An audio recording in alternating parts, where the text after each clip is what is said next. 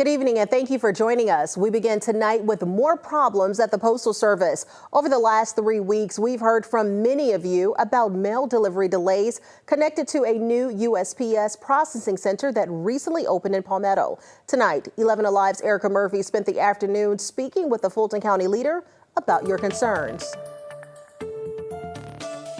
Fulton County Commissioner Rob Pitts says he's never experienced anything like what he's hearing is happening at the Atlanta GA Regional Processing and Distribution Center. If the guy who represents the unions and the employees is correct, that there were some personnel moves that were made that have contributed to this problem, that needs to be addressed. The new center opened on February 24th, and by March 2nd, 11 Alive started getting complaints about slow delivery from there. On March 11th, the USPS's website shows an audit was launched at the facility, but the Inspector General's office says that final report isn't expected to be issued until August. The delays have customers stressed. It's really just been a nightmare, worst case scenario that we just moved into an apartment together and I'm just not getting my paycheck. And Commissioner Pitts tells me that he is planning to work with federal lawmakers to remedy the situation because for many of his constituents, what's inside this mailbox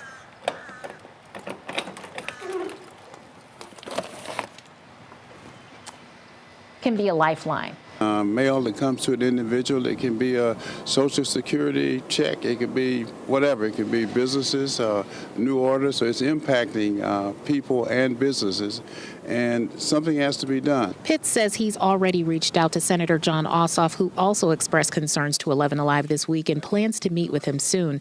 In the meantime, he's hoping the delays with the mail don't hurt county operations. People who would mail in their taxes, things of that nature, could be held up, and we would be sympathetic if it's due to that. But yeah, it could impact our operations to the extent that people who use the mail to communicate with us. USPS's Inspector General's office did issue a brief statement on the situation, saying in part that the audit will aim to determine the full causes of any issues we might identify. Reporting from Fulton County, Erica Murphy, 11 Alive News. And right now, we are working to get you answers to these issues. We want to keep hearing from you as we investigate the scope of the problem, its impact on our community, and what's being done to resolve it. If you're dealing with USPS problems at your home or workplace, please let us know. You can email us at postalproblems@11alive.com. And we know many of you are worried about your bills and tax returns getting where they need to go on time. So here are a few things to consider. First, you may want to drop off checks in person instead of relying on mail delivery. But if that's not possible, the Better Business Bureau recommends reaching out to the company directly. They might allow you to pay over the phone.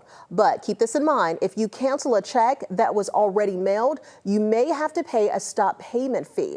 But the Bureau says you can ask your bank to waive it for you.